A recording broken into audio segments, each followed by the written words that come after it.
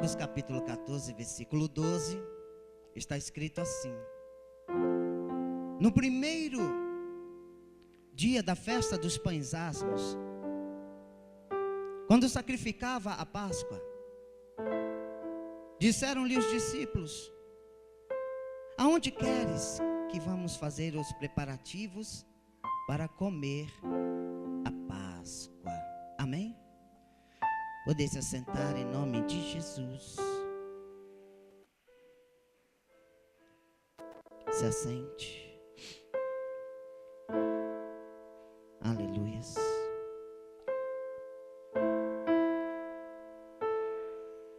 Eu estava orando a Deus e pedindo uma direção do que falar na Santa Ceia. E a palavra que veio ao meu coração é: lembre o meu povo o que eu fiz.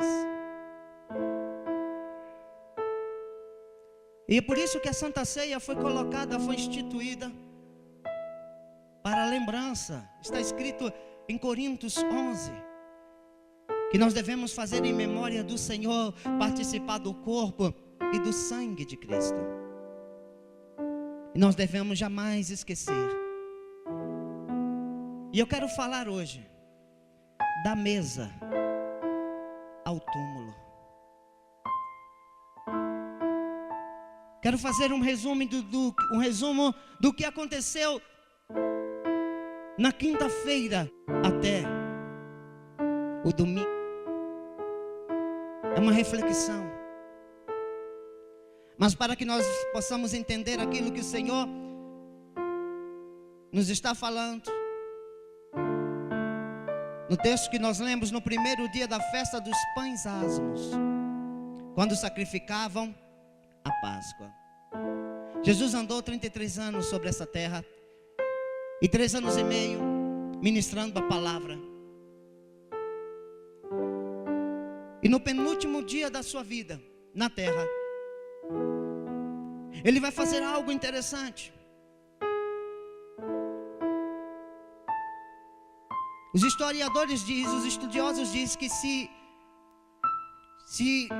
os escritores tivessem colocado com detalhe tudo aquilo que foi colocado desde a morte até a ressurreição em toda a Bíblia, seria aumentado uma quantidade muito grande de capítulos.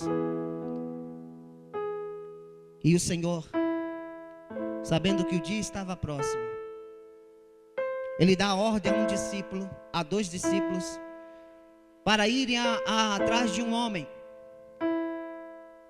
para que preparasse o cenáculo para fazer a última Páscoa e iniciar a primeira ceia, colocar a sua primeira ceia. E Jesus, quando foi neste horário, está a mesa pronta. Ele era um judeu, ele tinha que participar da Páscoa. Em cima da mesa estava um cordeiro assado, tinha pães asmos e ervas amargas. O cordeiro representava o sacrifício.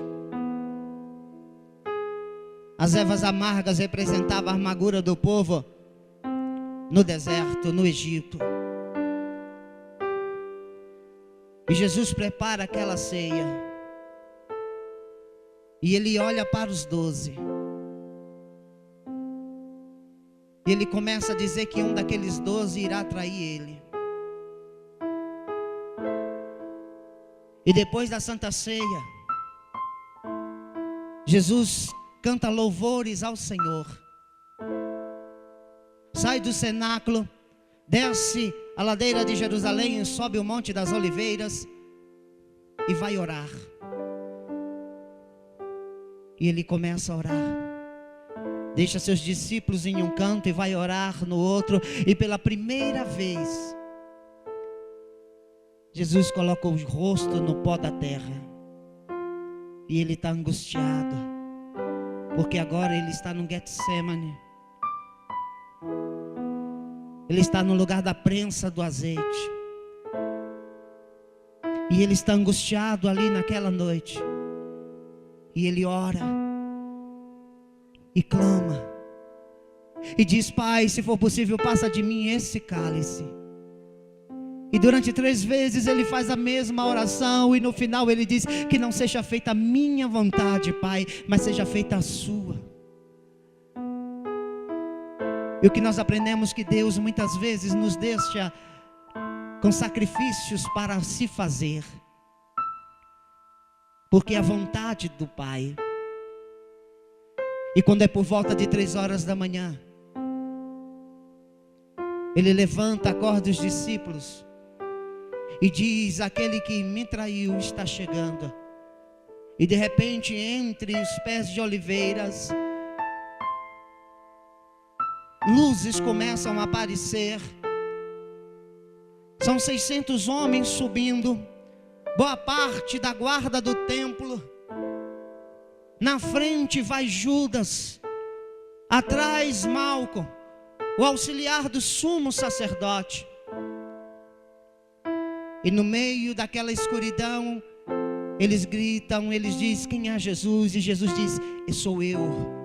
E a Bíblia diz que todos caíram prostrados. E Judas naquele momento dá um beijo na face do Senhor. E Jesus disse: Judas, você me traiu com um beijo. Porque as maiores traições são daqueles que são mais próximos, são daqueles que são mais íntimos. E amarraram o Senhor e vão levar para a casa do sumo sacerdote. E daquela hora em diante, daquele momento em diante, até de manhã cedo, Jesus vai passar por vários julgamentos. Vai passar pela casa de Herodes, de Pilatos, volta de novo.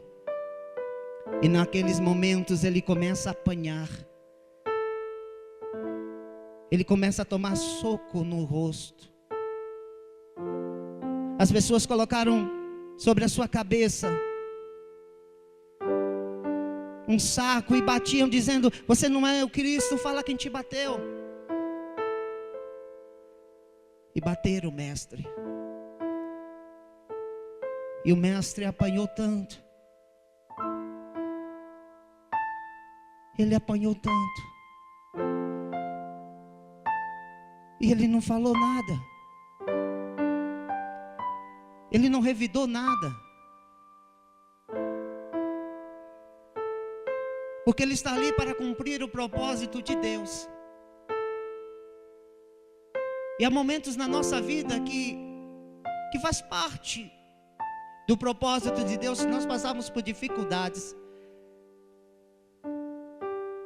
E ao invés de murmurarmos, nós devemos passar em silêncio.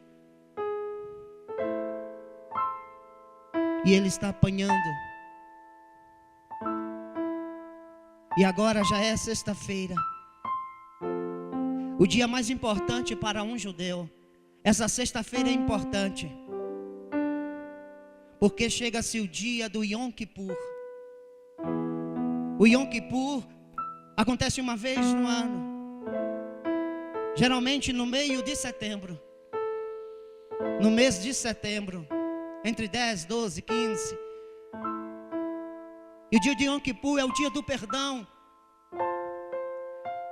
É o dia que todos os judeus têm que atender a Hag Pesach Sameach, a santa convocação da Páscoa, onde todos os judeus de todos os lugares do mundo têm que fazer uma jornada para atender a Hag Pesach Sameach, ou seja, a santa convocação da Páscoa, porque ali naquele dia eles têm que ir em direção ao Beit Hamikdash, ao templo santo do Senhor, ao templo de Jerusalém. Eles têm que ir para aquele lugar, porque haverá uma cerimônia que é a mais importante para um judeu, que acontece uma vez no ano. E chegando no templo do Senhor, eles vão de encontro a um homem, o Gadol Cohen, o sumo sacerdote. Porque o sumo sacerdote vai fazer algo que eles estão esperando o ano inteiro. Ele vai fazer o corban, o sacrifício do cordeiro. E isso já é de manhã cedo, porque o sacrifício tem que estar sendo preparado até as 9 horas da manhã. E eu quero fazer um comparativo com o que acontecia na tradição judaica, com no mesmo momento que estava acontecendo com o Senhor Jesus. Quando era quase horas da manhã, 9 horas da manhã, a multidão estava indo com vestes brancas. E não poderia ter nenhuma outra mancha, não poderia ter mancha nenhuma. Porque se as pessoas que fossem com as roupas manchadas entrar no templo para ver o sacrifício do Corban, do Cordeiro de Deus, o Soreg, o homem que ficava na porta, não permitia que ninguém, ele examinava todos, porque ninguém pode entrar com as roupas sujas. E se alguém tivesse as roupas manchadas, jamais poderia entrar naquele lugar de sacrifício. E os homens iam se amontoando dentro do lugar do sacrifício. Isso quase 9 horas da manhã. Era o horário do sacrifício do Cordeiro. E de repente, a multidão tudo junta, apertadinha, todo mundo de branco, mal um querendo tocar no outro para não se sujar, porque eles estão ansiosos para aquilo que vai acontecer. E de repente eles veem entrando o Gadol Cohen, o sumo sacerdote, carregando no seu lado, no braço esquerdo, o Corban, o cordeiro que será morto pelos pecadores. E o Gadol Cohen entra. A multidão fica observando. E ele vem puxando o cordeiro. O cordeiro não vem berrando, não vem reclamando, porque cordeiro não reclama, cordeiro no máximo só chora. Quem reclama é bode. E aí o Gadol Cohen pega uma lâmina chamada moiler, uma lâmina afiada, uma lâmina virgem, estende o pescoço do Corban, do cordeiro, e passa a lâmina na sua jugular. E na sua frente tem um altar com 2,88 metros de altura. É um altar em redondo. Então ele pega o sangue e começa a derramar em cima do altar 7 vezes. Quantas vezes? Um ciclo de 7 vezes. E aquele símbolo de 7 vezes e um ciclo também representa a perfeição de Deus. E significa que aquilo é uma tipologia daquilo que o verdadeiro cordeiro iria fazer, que o sangue era perfeito e que jamais teria fim. E aí o Gadol Cohen pegava uma planta chamada isopo. Qual era o nome da planta? Isopo. Pegava um galho dessa planta, que é uma planta esponjosa, colocava em cima do sangue. Aquela planta sugava o sangue. A multidão está aqui embaixo esperando. E o Gadol Cohen vem com aquela planta e esparge em cima das pessoas. E as pessoas estão ansiosas, porque ela quer que aquele sangue toque nas suas vestes. Porque se o sangue tocar nas vestes, ele se sente, o sinal é que eles se sentem perdoados. Olha para alguém e diga assim: o segredo é o sangue tocar nas vestes. Note isso. O segredo é o sangue tocar nas vestes. E aqueles homens estão ali. O sacrifício está acontecendo exatamente às 9 horas da manhã. Enquanto a multidão está dentro do templo, buscando o Senhor, dentro do templo da casa do nosso Deus, do Senhor. Do lado de fora, do lado de onde? Estava vindo o verdadeiro cordeiro. Ele já está moído. Ele já está moído. Ele apanhou tanto. E Pilatos, querendo salvar a vida de Jesus, como se ele pudesse, ele tentou colocar um outro pior do que seria Jesus. E ele coloca do lado de Jesus um homem chamado Barrabás. Qual é o nome dele? Um homem culpado, um homem sanguinário, um homem que merecia a morte, foi colocado do lado de um inocente. Aquele que deveria morrer, do lado daquele que jamais deveria morrer, porque é santo, porque é perfeito. E Pilatos diz para a multidão: eu devo soltar alguém, porque é o dia do Yom Kippur, e eu também quero perdoar alguém. Quem vocês querem que eu solte? E a multidão fez a escolha mais errada da vida deles. A multidão começa a dizer: solta Barrabás, solta Barrabás, solta Barrabás, e crucifica o Jesus. E sabe qual é a ironia dessa história toda? Que Barrabás tem um significado no seu nome tremendo. Bar é filho, e Aba, pai. Ou seja, naquele lugar estavam os dois filhos do pai. Um era culpado e o outro não. Um era culpado e o outro era inocente. Mas a multidão começou a bradar, dizendo: crucifica-o, crucifica-o, crucifique. Nós podemos ver isso no capítulo 15 de Marcos, no versículo 6 em diante. Crucifica-o. E Pilatos, com medo, coloca Jesus agora para apanhar, tomar chicotadas. E a Bíblia diz que ele estava no tronco, tomando chicotadas, e não abriu a boca para dizer "Mãe". Por quê? Porque João Batista certa vez disse: ele é o Cordeiro. E Cordeiro não reclama, Cordeiro obedece. Ele é o Cordeiro de Deus que tira o pecado do mundo.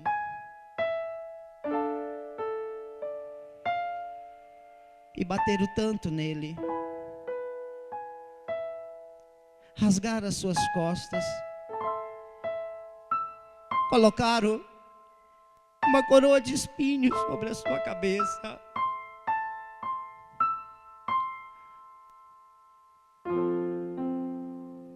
Uma capa de escarlate sobre as suas costas, que ao invés de ajudar só piorou, porque grudou no sangue. E pegaram um madeiro e colocaram sobre as suas costas.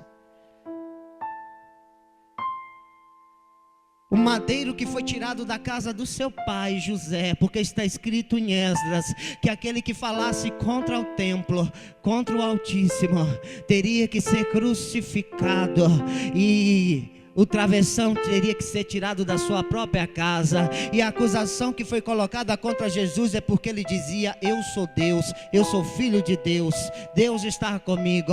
E essa foi a acusação. E colocaram aquele madeiro nas costas de Jesus. E o sacerdote está preparando o cordeiro no templo. E de repente um homem entra na história. Um homem de Cirene, o Simão Cirineu.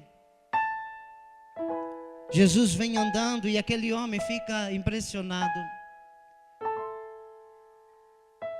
porque aquele homem está indo para o Bet Hamikdash, para o templo do Senhor. E ele fica impressionado e ele observa que uma multidão furiosa está vindo em direção a ele. As ruas de Jerusalém são ruas apertadas. E ele percebe um barulho.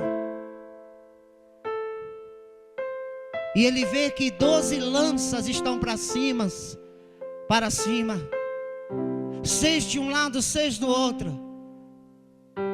E ele vê que são 6 soldados, mais 6 soldados, 12. E no meio vem um homem todo cheio de sangue. Na frente desse homem um soldado romano com uma corda amarrada no braço esquerdo. E ele vem dando tranco nesta corda, porque na ponta da outra corda, amarrado na cintura do Senhor, lá estava. E por que tinha que ser amarrado? Porque o soldado tinha que ter o controle daquele que iria morrer. Por que tinham soldados protegendo? Porque o soldado romano não poderia deixar o condenado morrer no meio do caminho. Ele tinha que ir até o fim. E a multidão raivosa atrás gritando: Lomaçá! Lomaçá! Maldito! Maldito! Porque a Bíblia diz: maldita todo aquele que for pendurado no madeiro. E Jesus naquele momento estava se fazendo maldito por mim e por você. E a multidão gritando, os soldados protegendo a Jesus, para que ele consiga chegar no Gólgota. E Jesus vem andando. Ele está tão cansado, ele apanhou tanto. E a multidão fica observando para ver qual é a culpa daquele homem, porque tem muita gente de fora da cidade, tem muita gente que veio de longe e não está entendendo o que está acontecendo. Então os romanos, o que é que faziam? Quando ia sacrificar alguém, eles colocavam uma placa sobre o peito, com uma corda sobre o pescoço, e aquela placa dizia qual era o delito daquele homem. Se era um ladrão, se era um assassino, se era um bandido, se era um homem maligno. E as pessoas olhavam e diziam assim: merece morrer mesmo. Olha, era um ladrão, olha, era um assassino, olha, era um homem perverso, tem que morrer. Mas quando as pessoas olharam para a placa que estava escrita no peito do Senhor, eles não entenderam nada.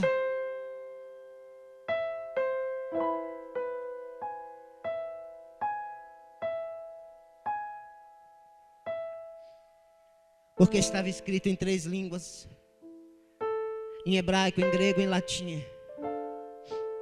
Yeshua et Nazaré Melech Yerodim.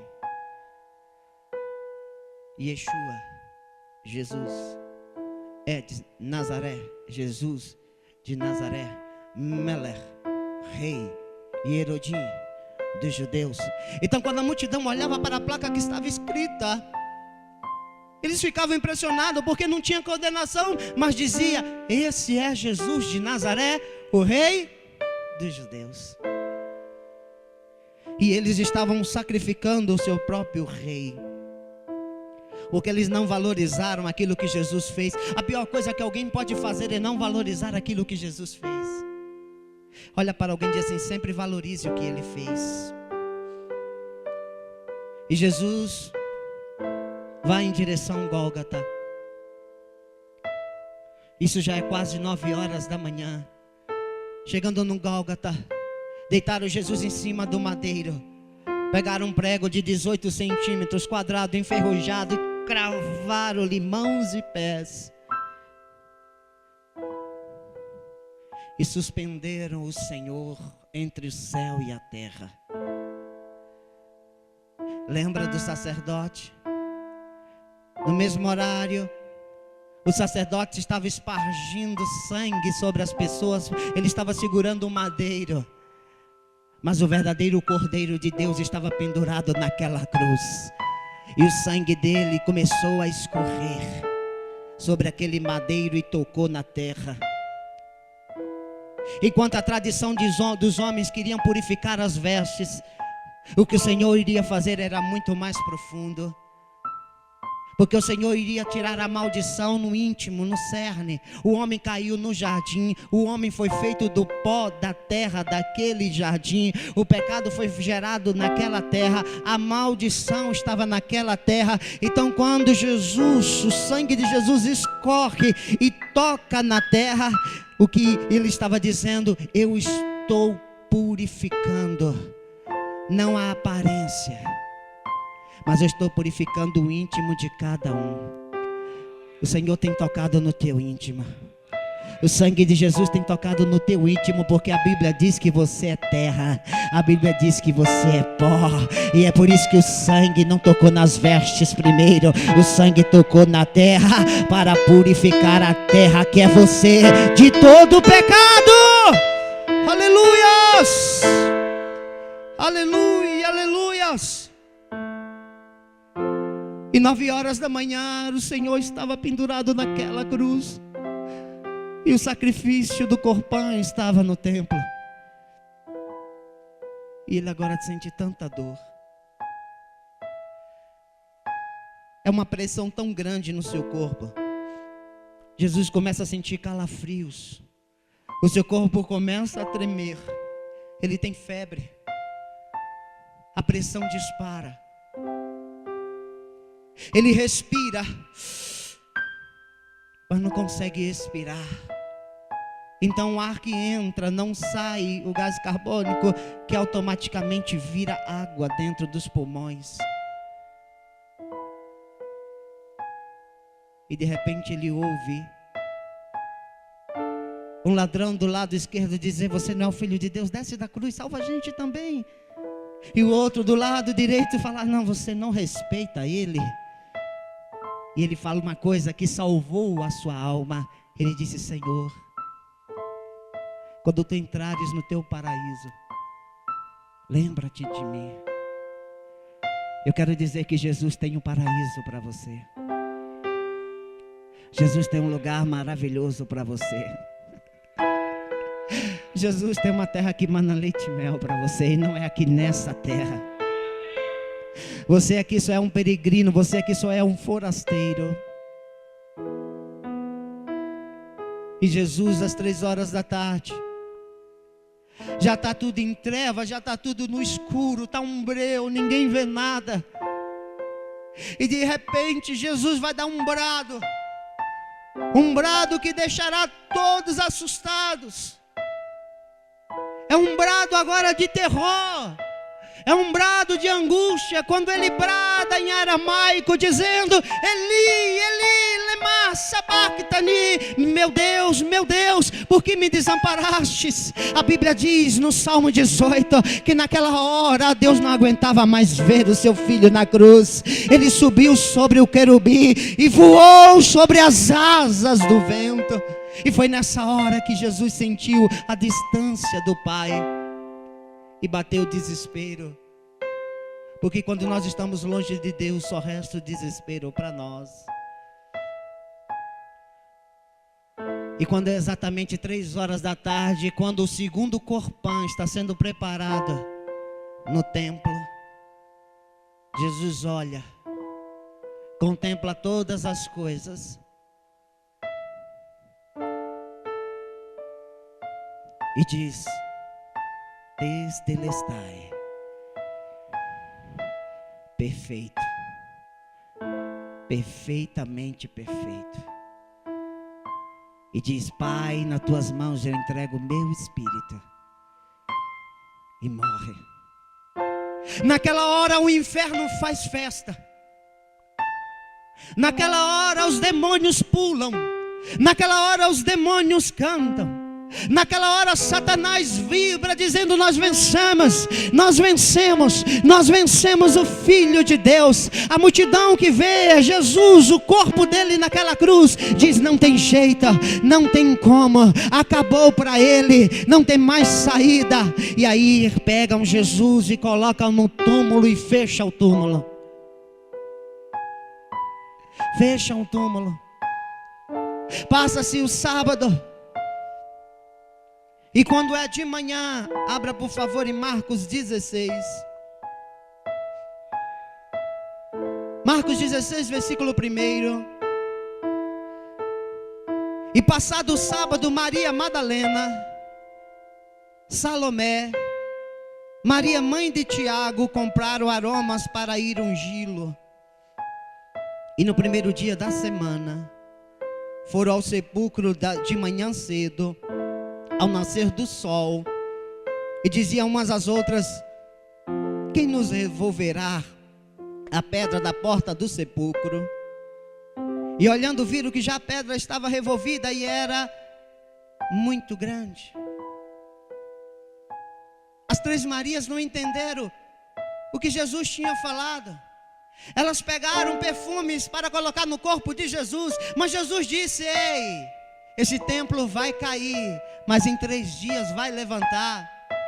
Elas não entenderam. Talvez você não esteja entendendo o que Jesus está fazendo na sua vida, mas eu quero dizer que você pode estar olhando para um sepulcro, ou seja, pode estar uma pedra na sua vida. E logo logo eu vou pregar sobre isso, que Deus me deu essa mensagem de manhã, quando eu estava ministrando sobre isso. Eu quero dizer para você que naquilo que está sobre a sua vida, num sepulcro fechado, aonde todos olham e vibram, aonde o inferno vibra, aonde as pessoas vibram, achando que você está debaixo de derrota, eu quero dizer que há um contigo que vive para sempre, e que não tem sepulcro, não tem pedra, não tem nada que vai impedir a sua bênção. Alguém está me entendendo? Pode dar um glória a Deus aí bem forte. Aleluias! Glórias! E é domingo de manhã. Está todo mundo triste. Os discípulos estão escondidos, porque parece o fim.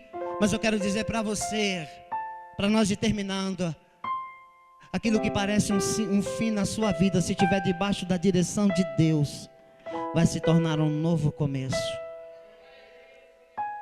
Quando aquelas mulheres chegaram ao sepulcro, versículo 5 do capítulo 16 de Marcos, e entrando no sepulcro, viram um jovem assentado à direita, vestido de uma roupa comprida e branca, e ficaram espantadas. Aí elas não sabiam, mas era um anjo do Senhor.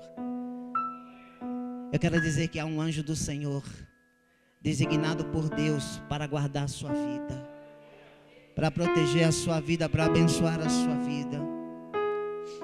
No versículo 6, porém, ele lhe disse: não vos assusteis, buscai a Jesus.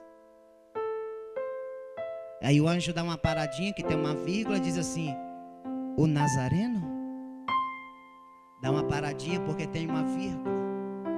Ele não fala na sequência: vocês buscai a Jesus, o Nazareno, que foi crucificado.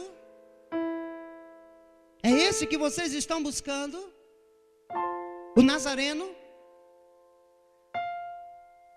O que foi crucificado? Aí o anjo traz boas novas para aquelas mulheres. O que é que o anjo diz? Já ressuscitou. Não está aqui. Eis aqui o lugar onde o puseram. Eu acredito que Satanás ficou fazendo uma festa lá no inferno, vibrando, dizendo: nós vencemos o Filho de Deus, não tem como ele cumprir o propósito. E o inferno estava festejando. De repente eu acredito que Jesus chuta a porta do inferno e fala assim: sou eu. Imagina a cara deles. Imagina a cara de Satanás quando viu Jesus chegando lá, porque a Bíblia diz que Jesus foi às partes baixas da terra e foi até o lugar onde estavam os espíritos em prisões. 1 Pedro capítulo 3, versículo 19 e 20. Jesus foi lá. Imagina o susto dele. E em Apocalipse diz que ele pisou na cabeça de Satanás e tirou as chaves da morte e do inferno. Você acha que Jesus ficou dormindo no túmulo? Isso é conversinha. Eu já preguei sobre do túmulo à ressurreição. Três dias se passaram. O anjo diz para aquelas mulheres: ele não está mais aqui. Versículo 7. Mas ide e dizei aos seus discípulos e a Pedro,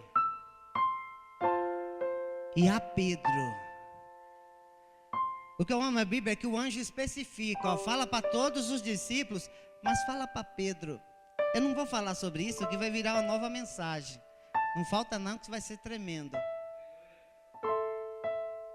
Fala para Pedro. Fala o que, Senhor? Aleluias. Que ele vai adiante de vós para a Galileia. Ali o vereis como ele vos disse. O Senhor está indo adiante de você. Eu quero declarar isso mais uma vez, que o Senhor está indo adiante de você. A Bíblia diz em Êxodo que o Senhor manda o anjo ir na frente. O Senhor está indo na tua frente. Ele foi na tua frente para preparar as coisas. É por isso que ele disse em João 14: não se turbe o vosso coração. Crede em Deus. Crede em mim. Na casa do meu pai há muitas moradas. Se não fosse assim, eu não teria dito: eu vou preparar lugar, mas eu vou voltar, para que onde eu estiver, vós estejais também. O Senhor foi na frente para preparar o teu lugar. O Senhor foi na frente para preparar a tua bênção. O Senhor foi na frente para preparar a tua vitória. O Senhor foi na frente para preparar o teu milagre. O Senhor foi na frente para liberar todas as bênçãos que Ele prometeu conforme a sua palavra. Jesus está indo na sua frente. Fique de pé, por favor, em nome de Jesus. Não se esqueça do que Ele fez. Não se esqueça. Eu não sei você, mas eu vou me ajoelhar, porque eu quero orar. Se você sentir de se ajoelhar, fale com Deus. Oh, Santo, Santo, Santo é o Senhor. Te agradecemos pelo teu amor, pela tua graça, pelas tuas misericórdias. O Senhor é inocente e nós somos os Barrabás. Somos filhos do Pai, mas somos culpados. E o Senhor tomou no nosso lugar. O Senhor foi para a cruz, aquela cruz era para nós, mas o Senhor tomou.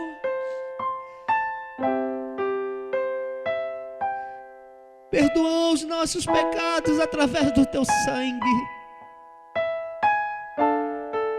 E ainda fez promessas. E o Senhor tem promessa para cada um de nós. Perdoa-nos, Senhor.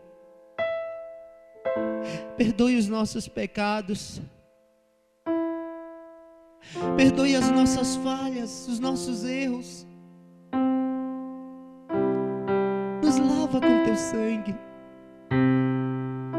Nos purifica com teu sangue. Porque precisamos dele. Clamamos a ti, em nome de Jesus. Que o Senhor venha lavar a tua igreja. Que o Senhor venha renovar a tua igreja.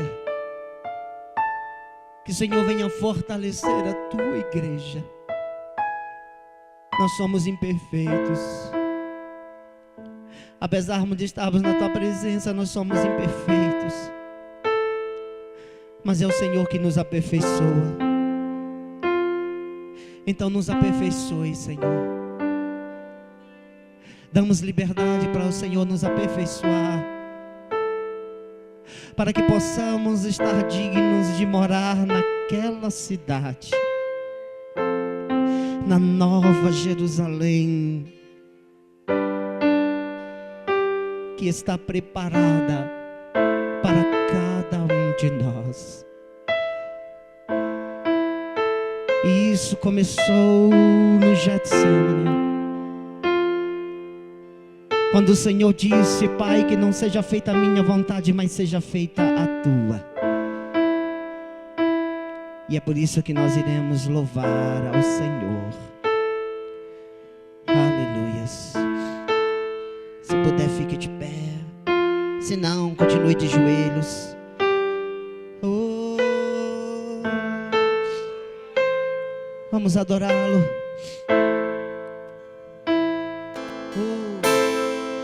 Posso contemplar, eu sei que essa hora vai chegar. Vitória. Essa vai acontecer ali. É vitória. Estou me preparando pra subir e lá eu vou cantar. Oh, glória. Santo. Pra se manter de pé, a igreja está blindada pela fé. Levitas escolhidos pra adorar, nenhum servo remido vai ficar quando Jesus vier. Então comece a louvar mesmo estando aqui. Sua presença é importante no grande coral. Seu nome vai estar escrito quando um livro abrir. Vai fazer parte do lindo congresso celestial. O Rei da Glória te espera na porta